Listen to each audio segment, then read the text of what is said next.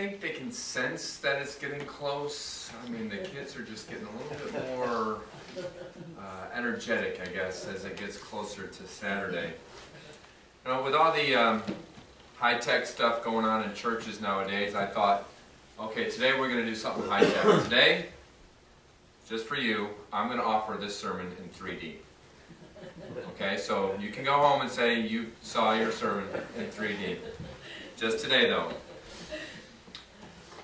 This is such a fun time of year, entertaining time of year to see what the kids ask for Christmas. I was in a store earlier this week and I saw a list of, I guess the employees' kids wrote down what they want for Christmas, and some of the things on the list were a dirt bike, an Xbox, and one kid even wrote snow.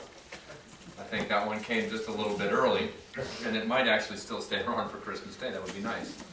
If you ask JD what he wants for Christmas, you're going to hear Xbox 360, a DSi, plus everything that he sees on TV. And he asks Chrislyn to get it for him, so it's kind of a, Chrislyn, you get that for me and I'll get this for you kind of trade-off. I don't know where they're getting their money from. Chrislyn said she wanted a Jessie doll from Toy Story and a car she can follow us around in. I'm not sure if she doesn't like our music selection or what it is, but she wants her own car to follow us around in. Now, as giver of gifts, we have to find a way to kind of hint to the children that maybe what they're asking for might be inappropriate for their age, or maybe dangerous, or some way that we can kind of hint to them, so when the time comes and they don't get the gift, they're not disappointed. Well, Ralphie knows this process all too well. Ralphie is a little boy from A Christmas Story, and he wants a BB gun for Christmas, and not just any BB gun. He wants the Red Ryder 200-shot range model air rifle. The holy grail of Christmas presents, so he says. We can see him standing in the store window, entranced by the displays, face up to the glass.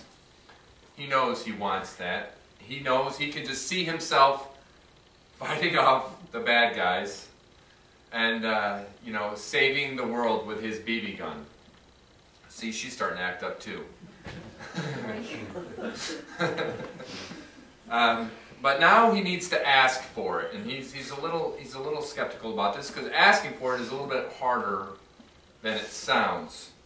He comes up with a few schemes. He places the ad for the BB gun in his mom's reading magazine and lays it on her bed. He talks about a grizzly bear sighting at the local grocery store. Maybe they see that he might have a BB gun to fight off the grizzly bears, I don't know. He writes an essay for class, and he even asks for it while sitting on Santa's lap at the mall. Ralphie really, really wanted this gift. If you have your Bibles with you today, turn to 1 Samuel chapter 8.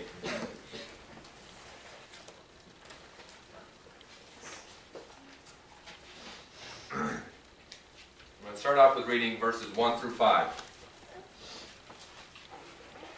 When Samuel grew old, he appointed his sons as judges for Israel. The name of his firstborn was Joel, and the name of his second was Abijah. And they served at Beersheba. But his sons did not walk in his ways. They turned aside after dishonest gain and accepted bribes and perverted justice. So all the elders of Israel gathered together and came to Samuel at Ramah. They said to him, "You are old, and your sons do not walk in your ways. Now appoint a king to lead us, such as all other nations have."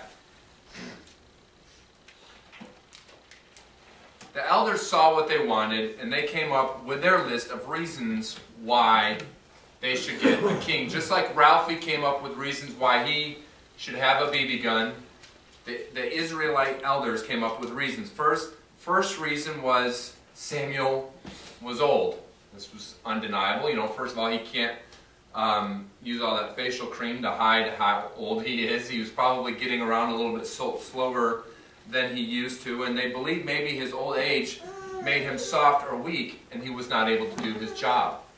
So that's their first reason for wanting a king. Their second reason is his sons were not able to do the job. That they've perverted justice. They've taken bribes. They've done all the things that a judge shouldn't do. So they didn't fit the position that well. So that was their second reason. First, Samuel is old. Your sons aren't good. The third reason that they wanted a king is because every other nation had one. See, this is how kids talk to parents. This is how the kids talk their parents into getting them something that the parents really don't want to get them. They said, but Mom, everybody in my class has one. You've heard that before. Or maybe all the cool kids are getting this, so if you don't want me to be cool, I understand. That little guilt trip they put in there. It doesn't matter if the other kids like it or not. Your kid sees other kids having it and they want it. And so they ask for it. So the Israelites see other nations having a king. They want one too. So they asked Samuel for a king. Well, when I was a kid, I asked for a snowboard for Christmas one time, and all I heard was how dangerous a snowboard was for me. You know, I'd break a bone or end up doing some damage somehow. Ralphie asked for a BB gun, and he gets the same type of response. The famous, "You'll shoot your eye out," was told to him by his mother, by his teacher, and by Santa. You know that great scene in the classroom when Ralphie daydreams about getting his A+++ based on his wonderful theme about wanting a BB gun. But then when he actually receives it, he gets a C. He's heartbroken, and then he sees the little side note from his teacher saying, "You'll shoot your eye out." And then when he's at the mall and he's sitting on Santa's lap and he forgets what he wants, and then he starts to go down the slide, but then he remembers he wants that air rifle, and Santa says, "You'll shoot your eye out," and he pushes him down the slide with his big boot. So he's heard it from his mom, he's heard it from his teacher, and he's heard it from Santa. They'll all say, "You'll shoot your eye out. A BB gun is dangerous." They're trying to warn him not to want a BB gun. Well, the Israelites wanted a king, and what response did they get? Let's look in 1 Samuel 8:10 through 18. After Samuel goes to the Lord in prayer and tells him about the request, God says, well, go ahead and tell them this. Tell them what a king that will reign over them, what he will do. So in verse 10, Samuel told all the words of the Lord to the people who were asking him for a king. He said, "This is what the king who will reign over you will do. He will take your sons and make them serve with his chariots and horses, and they will run in front of his chariots. Some he will assign to be commanders of thousands and commanders of fifties, and others to plow his ground and reap his harvest, and still others to make weapons of war and equipment for his chariots. He will take your daughters to be perfumers and cooks and bakers. He will take the best of your fields and vineyards and olive groves and give them to his attendants. He will take a tenth of your grain and of your vintage and give it to his officials and attendants. Your men servants and maid servants and the best of your cattle and donkeys he will take for his own use. He will take a tenth of your flocks, and you yourselves will become his slaves. When that day comes, you will cry out for relief from the king you have chosen, and the Lord will not answer you in that day." Samuel went to God with a request, and God sent back his message. "You'll shoot your eye out." It's not really what he said, but he's saying, you don't know what you're asking for. It's not going to be good what comes to you if you get this king. He warns them of what the king to do, and up to this point, the Israelites have been like standing outside the store window looking in at the kings, you know, saying, "Ooh, look at that king right there. You know, he's got on a nice purple robe and a nice pretty crown. We want one of those." Or what about that king over there? "Oh, look at that one. He's revered by men and feared by everybody, feared by nations, and he's able to march armies into battle and take over nations. We want one of those." Well, God tells them what they don't see. Kings take from land. They take from their own people. They take animals and servants. Kings take men and put them in uniform and take them off to war. Kings take. But just like when we try to tell a kid something is bad for them, they don't care. They know better. They want it anyway. Look at what the Israelites say in verse 19 and 20. But the people refused to listen to Samuel. "No," they said, "we want a king over us. Then we will be like all the other nations, with a king to lead us and to go out before us and fight our battles. We don't care, we want one anyways. Despite all the warnings, they still wanted a king. Despite all the warnings, I still wanted a snowboard. And despite all the warnings, Ralphie still wanted his Red Ryder BB gun. Okay, so the year that I asked for a snowboard, it's Christmas morning.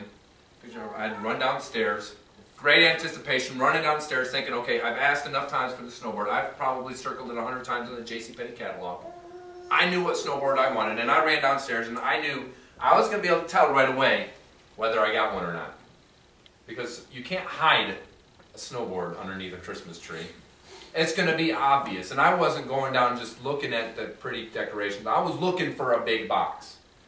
Once I got down there and gifts started getting handed out, I soon realized there was no big box. There's no snowboard. So I was sitting down on the couch, and all the presents had been opened, and I'm setting my watch. And my mom, she asked the question. She's like, "So did you get everything you wanted for Christmas?" I'm thinking, is she serious? Does she not read the catalog? But I kind of mumbled out a yes, ma'am, and wasn't thinking that, but, I acted as if I had received everything that I wanted for Christmas. But then she says it. She says, "You know what? I think Santa forgot to put something under the tree.